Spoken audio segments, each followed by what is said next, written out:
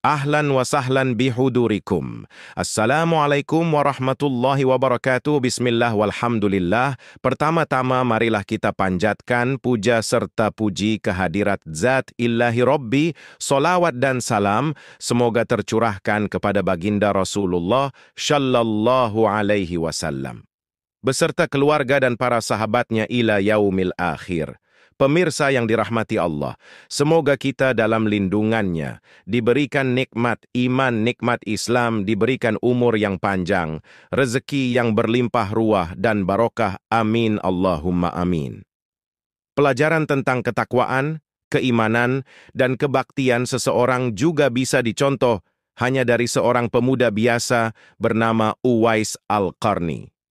Ia merupakan pemuda yang terkenal di langit karena keimanan dan ketakwaannya kepada Allah Subhanahu wa Ta'ala. Uwais Al-Qarni adalah seorang pemuda dari Yaman yang hidup di zaman Nabi Muhammad Shallallahu Alaihi Wasallam. Uwais bukan orang yang kaya, melainkan hanya seorang fakir dan yatim yang hanya hidup berdua dengan ibunya yang lumpuh dan buta. Sehari-hari, Uwais hidup dengan mengandalkan penghasilannya dari menggembala domba. Hasil yang ia dapatkan hanya cukup untuk makan ibunya. Sedangkan apabila ada kelebihan, terkadang ia gunakan untuk menolong tetangganya yang juga kesusahan. Selebihnya Uwais sering berpuasa. Hidupnya hanya ia gunakan untuk beribadah kepada Allah Subhanahu wa Ta'ala dan berbakti kepada ibunya, karena ayahnya sudah lama meninggal. Uwais merasa sangat sedih setiap kali melihat tetangganya yang lepas pergi menemui Nabi Muhammad Shallallahu Alaihi Wasallam. Ia belum pernah menemui beliau padahal dirinya sangat ingin bertemu. Namun, di saat yang sama ibunya tidak bisa ia tinggalkan, saking cintanya kepada Nabi Muhammad Shallallahu Alaihi Wasallam. Ketika ia mendengar ada yang melempari Rasulullah Shallallahu Alaihi Wasallam hingga membuat giginya patah, Uwais turut mematahkan giginya dengan batu hingga patah.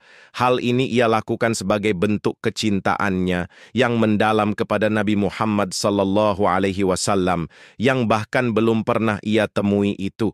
Ia selalu bertanya-tanya, kapankah ia bisa bertemu dan memandangi wajah beliau dari dekat? Akhirnya pada suatu hari, ia ungkapkan semua isi hatinya kepada ibunya dan meminta izin untuk bisa bertemu dengan Nabi Muhammad Shallallahu Alaihi Wasallam. Ibunya pun mengizinkannya untuk pergi ke Madinah. Ibunya berpesan kepada Uwais, "Pergilah wahai Uwais anakku, temuilah Nabi Muhammad di rumahnya, dan bila telah berjumpa dengan Nabi, segeralah engkau kembali pulang." Dengan hati yang sangat gembira, ia akhirnya berangkat menemui Nabi Muhammad. Setibanya di depan pintu rumah Nabi Muhammad Shallallahu Alaihi Wasallam, ia mengetuk pintunya. Setelah pintu dibuka, ternyata yang menyambutnya bukan Rasulullah Shallallahu Alaihi Wasallam, melainkan Aisyah radhiyallahu anhu. Saat itu Nabi sedang berada dalam peperangan sehingga beliau tidak bisa menemuinya. Uwais sangat kecewa. Bahkan ketika sampai di rumah Nabi, ia belum juga bisa menemui beliau. Ia ingin sekali menunggu Nabi pulang dari medan perang, namun ia teringat dengan pesan ibunya yang menyuruhnya segera pulang ketika sudah bertemu beliau. Dengan berat hati, akhirnya Uwais memilih untuk mematuhi ibunya dan kembali pulang tanpa pernah bertemu dengan Nabi Muhammad Shallallahu Alaihi Wasallam. Ketika Nabi Muhammad Shallallahu Alaihi Wasallam pulang dari pertempuran, beliau menanyakan kepada Aisyah radhiyallahu anhu tentang orang yang mencarinya, dan ia pun menceritakannya kepada Nabi. Aisyah radhiyallahu anhu menjelaskan bahwa ada seorang pemuda dari Yaman yang datang ingin berjumpa dengan Rasulullah Shallallahu Alaihi Wasallam. Namun, karena ibunya sudah tua dan sakit-sakitan, ia tidak bisa menunggu kedatangan Nabi dan memilih untuk pulang. Nabi Muhammad Shallallahu Alaihi Wasallam lalu menjelaskan bahwa pemuda itu adalah penghuni langit.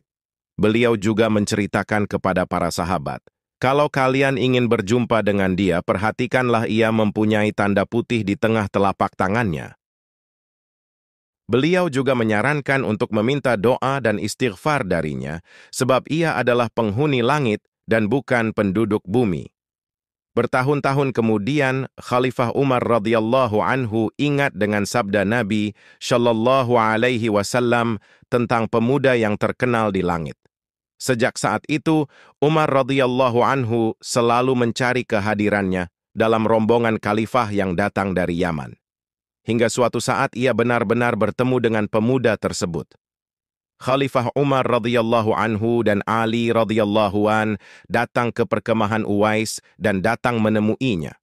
Keduanya lalu membuktikan perkataan Nabi Muhammad shallallahu alaihi wasallam, tanda di telapak tangan Uwais.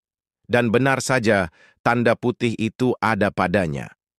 Umar radhiyallahu anhu dan Ali radhiyallahu anhu lantas meminta Uwais untuk membacakan doa dan istighfar untuk mereka, namun ditolak oleh Uwais seraya berkata, "Sayalah yang harus meminta doa pada kalian." Lalu Sayyidina Umar dan Sayyidina Ali tetap meminta untuk didoakan. Akhirnya Uwais melakukannya.